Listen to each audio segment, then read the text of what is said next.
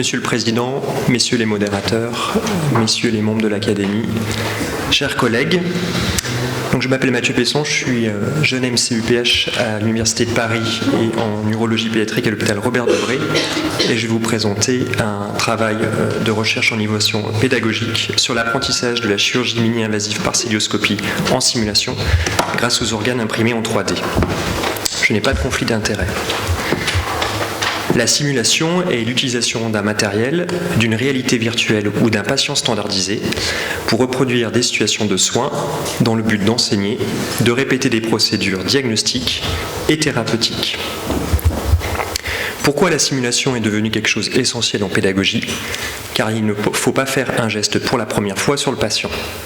Ceci est un corollaire aux réformes en cours de l'internat et du post-internat, avec une diminution du nombre d'heures passées au bloc opératoire et une diminution du nombre de procédures par apprenant.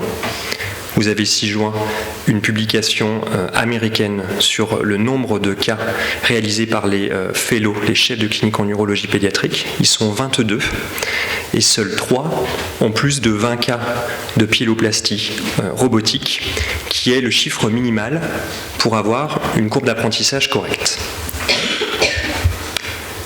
Le challenge des enseignants que nous sommes est d'optimiser l'éducation médicale et de passer d'un amphithéâtre blindé à des nouvelles thématiques en pédagogie avec des méthodes plus innovantes, nouvelles utilisations en utilisant la simulation pour entraîner des compétences techniques et également des compétences non techniques.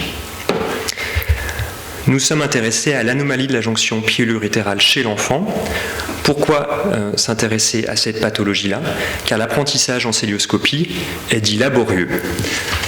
Dans notre équipe à l'hôpital Robert Debré, nous avons publié cet article en 2013 dans European Urology pour montrer qu'un chirurgien senior avait une courbe d'apprentissage sur les 30 premiers cas qui allait de 5 heures de chirurgie à 3 heures, avec ensuite un plateau pendant les 40 autres cas. Lorsque on forme un interne ou un chef de clinique, le temps opératoire augmente pendant sa formation.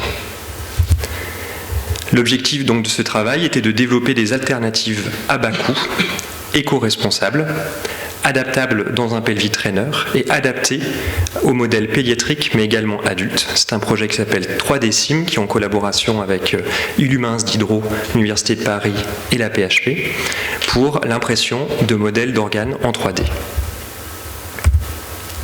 Qu'est-ce que la pyéloplastie ?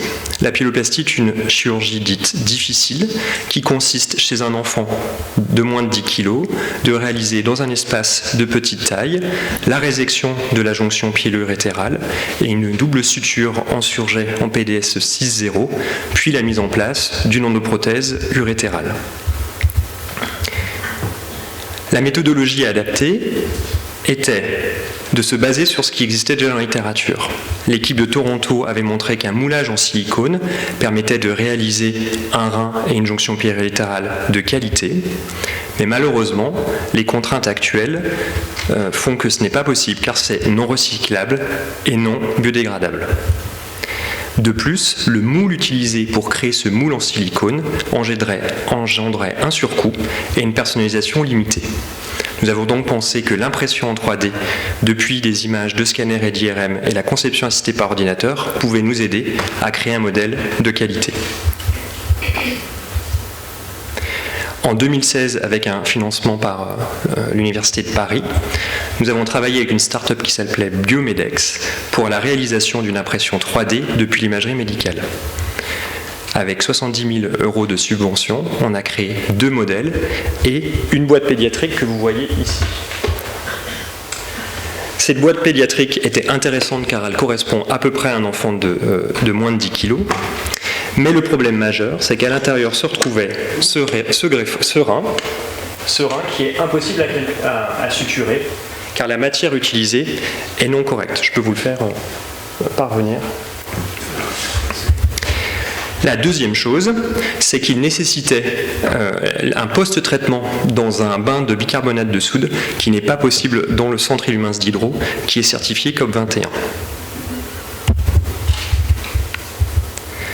Donc en 2017, sous une autre forme de financement, On a internalisé les procédés de fabrication et l'impression en 3D. La première partie était de créer un modèle 3D assisté par ordinateur à partir des fichiers IRM et scanner réalisés à l'hôpital Robert Debré, qui nous permettaient surtout de délimiter le parenchyme rénal, puis par conception assistée par ordinateur, de créer un modèle 3D urtère et bassinet. La deuxième partie était de trouver des matériaux pour créer un organe de qualité. Cet organe devra ensuite être intégré dans la boîte que vous voyez pour être testé sur des experts, sur des internes, pour prouver l'efficacité pédagogique.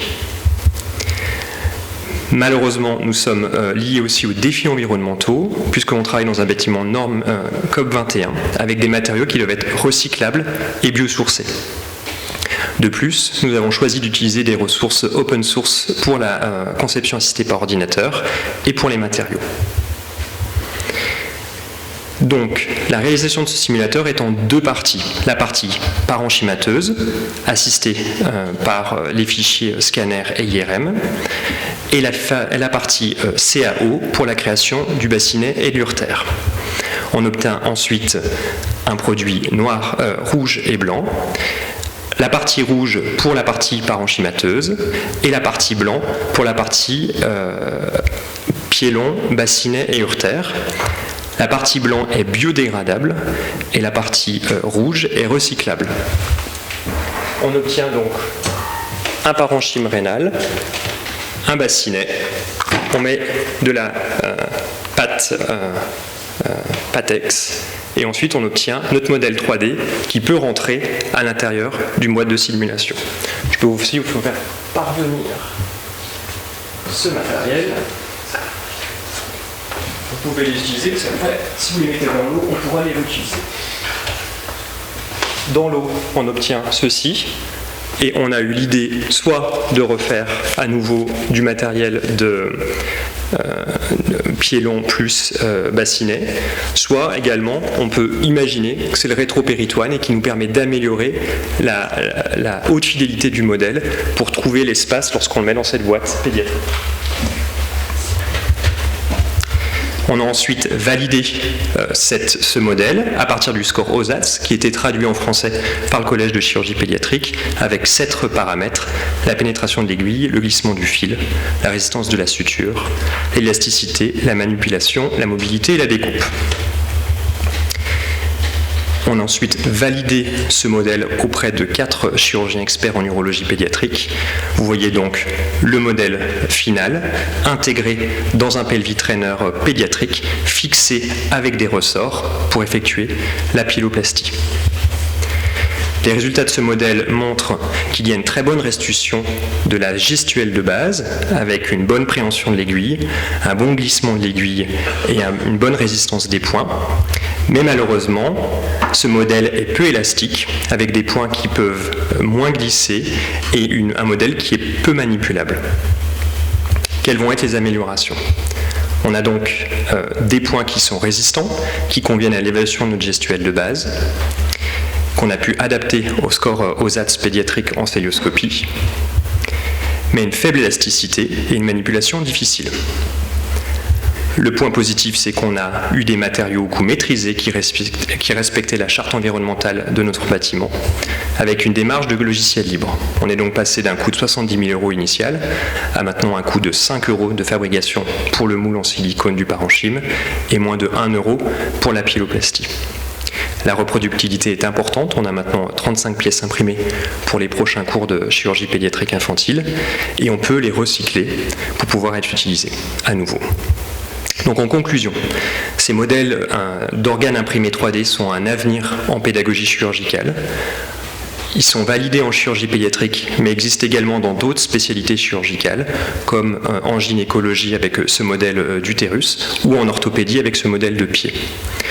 Le coût est faible, reproductible et éco-responsable, mais les voies d'amélioration seront des matériaux plus souples et également plus solides, et le valider maintenant sur les apprenants.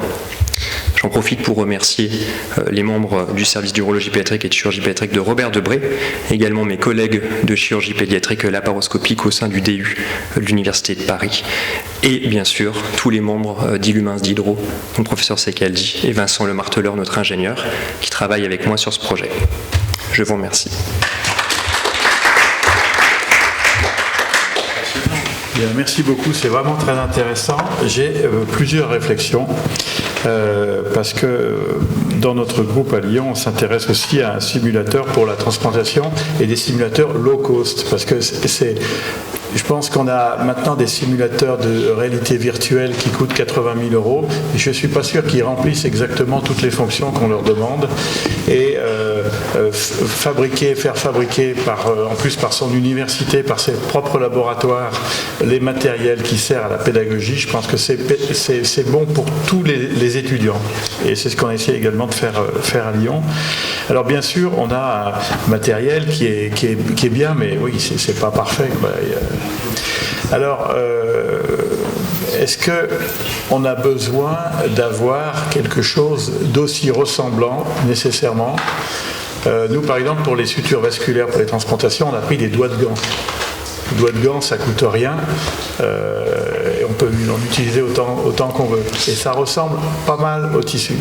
Donc, je pense qu'il y a beaucoup d'ingéniosité dans les matériaux. Et peut-être que dans ce qui existe déjà, on peut trouver. Ça, c'est une première observation. Deuxième observation, c'est la maladie de jonction. C'est pour le cœlioscopiste normal une opération très difficile. Parce que moi j'ai l'habitude de dire en chirurgie robotique on met les points où on veut, en chirurgie laparoscopique c'est quand même beaucoup plus difficile, on met souvent là où on peut, hein, et on utilise des fils plus gros. Et moi depuis qu'on a commencé la chirurgie robotique, on ne fait pas une pyéloplastie. Je ne suis pas chirurgien pédiatre, je suis chirurgien d'adulte, mais j'ai beaucoup travaillé avec Delphine Demaine aussi. Moi je ne vois pas proposer à un patient de faire de la laparoscopie classique pour une maladie de jonction dans un centre universitaire où il y a des robots partout. Voilà. Donc je pense que ce modèle, c'est vraiment excellent, il faut continuer. Après, la finalité pour que ce soit en cœlioscopie, dans ce domaine-là, je pense que c'est plus, il faut penser à la chirurgie robotique, mais c'est un très bon modèle aussi pour la chirurgie robotique. Vous avez répondu. Vous avez à ma place. La première partie, la première partie sur le doigt de gant, on l'a publié sur 300 pyéloplasties voie ouverte avec un doigt de gant, et en fait c'était pas la qualité pédagogique était bonne pour les experts et pas bonne pour les internes qui ont appris. Donc on a éliminé ce low cost, on l'a publié il y a 2 ans maintenant. C'était sur 300 internes, donc le chiffre était bon et eux disaient ce n'est pas un bon modèle, donc l'évolution a fait qu'on était dans un autre modèle. La deuxième chose sur le modèle de pyéloplastie, oui, il va être intégré dans un modèle de robotique, et après c'est l'accès aux robots pédiatriques en France. Il n'y a pas tous les centres qui le font, et donc il y a encore pour le moment une offre de soins qui est en cœlioscopie, difficile, ou en robotique dans quelques villes de France, mais ce n'est pas encore tous les CHU qui ont accès à un robot pédiatrique. Et je laisse le professeur Legonimi répondre. Merci. Est-ce qu'il y a d'autres choses à rajouter dans ma réponse pour aider Mathieu? Je suis à l'économie, je suis le chef de service de urologie pédiatrique à Robert Debré. Bien sûr que votre commentaire est juste pour les adultes. La pyéloplastie en adulte, c'est vrai qu'elle remplace complètement la laparoscopie. Mais chez l'enfant, moins que 2 ans, c'est la laparoscopie standard qui domine. Et ça, on le voit dans les statistiques américaines. Il n'y a aucune augmentation de nombre d'enfants opérés par robot ou même par chirurgie mini-invasive moins que 2 ans depuis le robot. À Robert Debré, on fait la pyéloplastie depuis 20 ans en laparoscopie. Donc, il n'y a pas de lombotomie pour la pyéloplastie depuis 20 ans. Mais le robot est arrivé depuis 6 mois. On le fait pour les enfants âgés plus que 2 ans en robot. Mais toujours, il reste les toutes petites parties, qui c'est la majorité des patients de pyéloplastie chez l'enfant.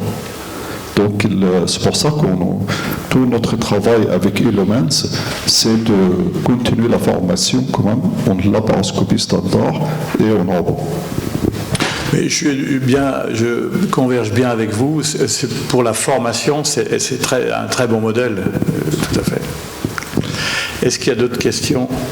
Oui, bonjour. Pierre-François Secadi, je suis gynéco, chef de service de gynéco à Beaujon et je co-dirige Illumins d'Hydro. Mathieu l'a très bien précisé, on avait une problématique, nous, dès le départ, pour expliciter un peu le contexte. On est au nord de Paris, il y a Illumins Descartes au centre, et au nord de Paris, voilà, on a un problème, enfin, c'est un problème, puis finalement, ça a été un défi, c'est qu'on est sur un bâtiment COP21, c'est-à-dire qu'on n'aura jamais de pieds de porc, échantillons divers et variés. Et en plus, en tant que gynéco sur Paris, on a eu une première interne végane qui a refusé le modèle porcin au fer à moulin. Donc, on est un petit peu tiré vers le haut là-dessus. Et donc, tous ces modèles qu'on cherche à développer, nous, au niveau d'Illumins d'Hydro, on a, j'entends les très belles communications de neurochirurgie, on a Philippe Deck, Beaujon Neurochirurgie, avec qui on fait des modèles en agar-agar de cerveau-ventriculoscopie. On a Patrick Nataf, chirurgien cardiaque à Bichat, sur lequel on travaille sur la coronaire et la réalité augmentée. Voilà, donc tout ça pour vous dire, c'est que oui, on a ce défi, et je pense qu'il est intéressant pour les années à venir de développer ces modèles dans un contexte d'éco-développement et aussi de diffusion. Alors, est-ce qu'on peut parler de low-cost quand on fait de l'éco-développement? Je ne sais pas. Mais en tout cas, voilà, c'était un immense plaisir de partager au travers de notre premier modèle qui est le rein pédiatrique et la chirurgie avec mon ami Alain Elgonemi. Mais j'ai bien envie de continuer à venir régulièrement vous présenter d'autres choses issues d'Illumins d'Hydro.